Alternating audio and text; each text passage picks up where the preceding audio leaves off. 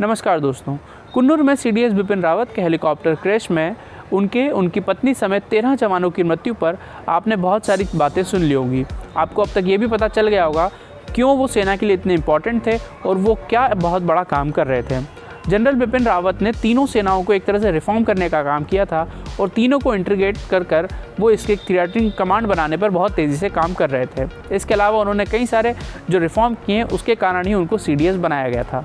लेकिन इस पूरी घटना के बाद कई अलग अलग पहलुओं पर बात की जा रही है। कोई लोग आशंका की भी बात कर रहे हैं कि इस पर किसी हमले की आशंका है, या फिर कोई टेक्निकल फेलियर की बात कर रहा है, या फिर कोई कह रहा है पायलट एरर होगा, या फिर कोई मौसम की बात कर रहा है। लेकिन इसी बीच एक सबसे इम्पॉर्टेंट बात यह है, वो है MiG-17 V5 हेलीकॉप्टर का इतिहास। क्योंकि इस हेलीकॉप्टर के बारे में कहा जाता है कि ये अब तक हमारे देश में जो मौजूद है उसमें सबसे एडवांस और सबसे मजबूत हेलीकॉप्टर है। इसलिए देश के जितने भी VVIPs हैं, गृह मंत्री, प्रधानमंत्री भी इसी हेलीकॉप्टर में ट्रैवल करते हैं। और इस हेलीकॉप्टर को जो भी पायलट उड़ाता है वो सबसे एक्सपीरियंस और सबसे अच्छा पायलट होगा।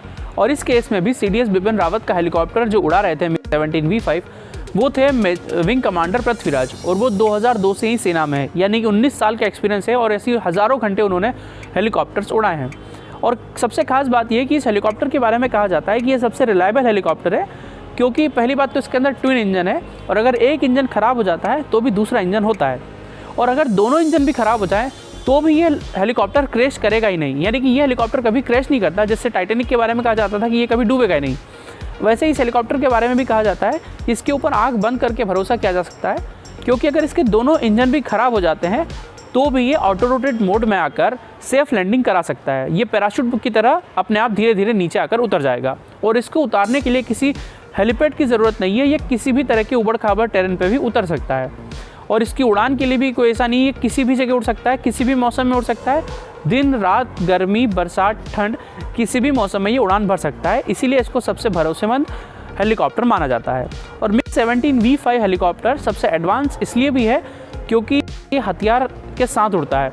इसके अंदर मिसाइल लगी होती है, रॉकेट छूट सकता है, मशीन गन लगी होती है, गोलियां चला सकता है, ग्राउंड पर मौजूद दुश्मन को नेस्त नाबूद कर सकता है, और साथ ही साथ अगर इसके ऊपर मिसाइल छोड़ी जा रही है तो ये मिसाइल को भी भटका जा सकता है। यानी कि अंदर बैठा हुआ व्यक्ति पूरी तरीके से सेफ है अगर इस पर कोई बाहरी हमला होता है तो भी। लेकिन फिर भी आखिरकार MiG-17 V5 हेलीकॉप्टर है तो मशीन ही, चाहे जितनी ही रिलायबल क्यों ना हो। इसके सीरीज़ के हेलीकॉप्टर हमने कारगिल में भी इस्तेमाल किए। लेकिन ये जो MiG-17 V5 है ये सबसे एडवांस्ड वर्जन है इसका। लेकिन जब से 2011 से हमारे पास ये आया है, यानी कि पिछले एक दशक में सबसे रिलायबल माने जाने वाला ये हेलीकॉप्टर भी हमारे पास 150 हेलीकॉप्टर हैं। और इस 150 हेलीकॉप्टर में पिछले एक दशक में ही 6 क्रैशेस हो चुके हैं।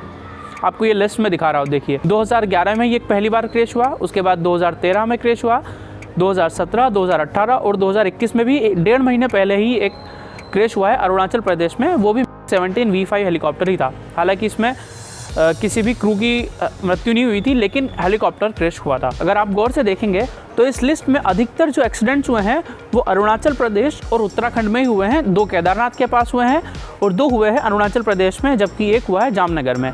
यानी कि जैसा इसके बारे में कहा जाता है कि ये इतना रिलायबल है कि इसको किसी भी टेरेन में उड़ाया जा सकता है, चाहे पहाड़ी वाला इलाका हो चाहे मैदानी इलाका हो। ये दोनों ही इलाके जो हैं वो पूरी तरह से पहाड़ी वाले इलाके हैं, और यहाँ पर मौसम कभी भी बदल जाता है। तो जैसा इस हेलीकॉप्टर के बारे में कहा जाता था कि किसी भी मौसम में और किसी भी टेरेन में उड़ सकता है, वैसा अगर है तो फिर ये क्रैशेस क्यों हुए हैं, ये सवाल उठता है। इन एक्सपर्ट्स का कहना है, उनका तो कहना है कि टेक्निकल फेलियर की तो कोई गुंजाइश ही नहीं है, क्योंकि पहले सब कुछ चेक कर लिया जाता है। सब कुछ ओके होने के बाद इस हेलीकॉप्टर को सील कर दिया जाता है। जब उड़ान भरनी होती तभी वहाँ पर कोई अलाउ होता है।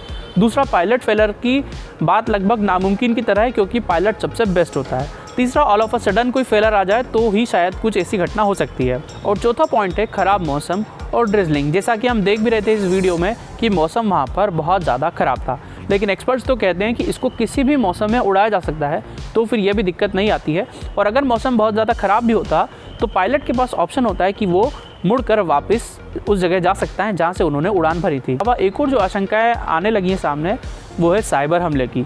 बहुत सारे साइबर एक्सपर्ट्स का कहना है कि हो सकता है इस हेलीकॉप्टर पर साइबर अटैक किया गया हो, क्योंकि हेलीकॉप्टर्स और हवाई जहाज़ों को इस तरीके से हैक करना भी कोई बहुत बड़ी बात नहीं है। तो हो सकता है इसकी फ्रिक्वेंसीज़ को हैक करके पायलट को गलत ऑर्डर्स दिए जाने लगे हों या उसको भटका दिया गया हो। ऐसे में भी इस तरह की घटना होने की संभावना है।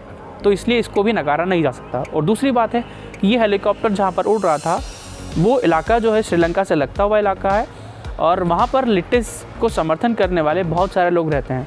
तो हो सकता है कि लिट्टे भी और ISI भी इसमें शामिल हो सकते हैं, लेकिन ये तो जांच के बाद ही पता चल पाएगा, क्योंकि फ़्लाइट डेटा रिकॉर्डर और क्रैश डेटा रिकॉर्डर यानी कि ब्लैक बॉक्स को भी रिकवर कर लिया गया है। उसमें पायलट की जो बातें हैं वो भी रिकॉर्ड होंगी और जो हेलीकॉप्टर में जो फंक्शंस किए जा रहे थे उनको भी उसने रिकॉर्ड किया होगा। और इसकी भी बहुत ज़्यादा संभावनाएं हैं कि हो सकता है जो कुछ हुआ हो वो हमको और आपको पता ही ना चले, हमारे साथ शेयर ही ना किया जाए, क्योंकि नेशनल सिक्योरिटी के लिहाज से कुछ बातें बताना सही नहीं होता। लेकिन सबसे इम्पॉर्टेंट बात यह है कि भले ही इस हेलीकॉप्टर को सबसे ज़्यादा रिलायबल माना जाता हो और ये हमारे पास बेस्ट चीज़ अवेलेबल हो, लेकिन ये भी फुल प्रूफ नहीं है।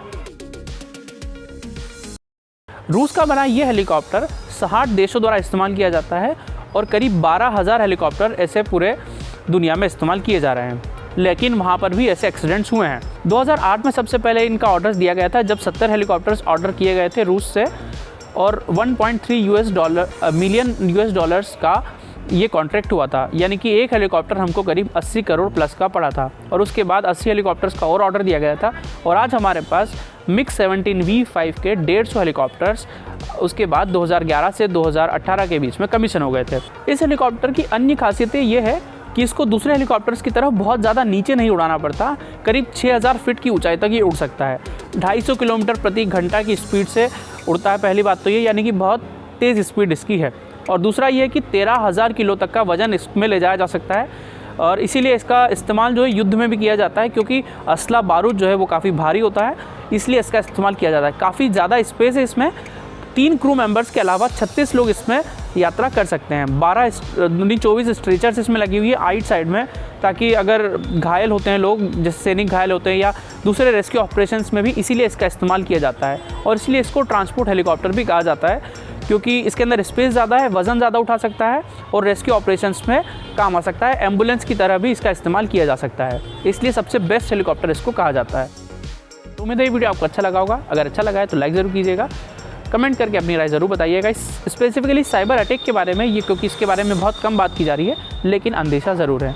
अगर चैनल पर नए तो सब्सक्राइब ज़रूर कर लीजिएगा, क्योंकि ऐसे ही अमूमन वीडियोज़ में आपके लिए लाता रहता हूँ। तो चलिए मिलते हैं अगली वीडियो में, तब तक के लिए धन्यवाद, नमस्कार, जय हिंद।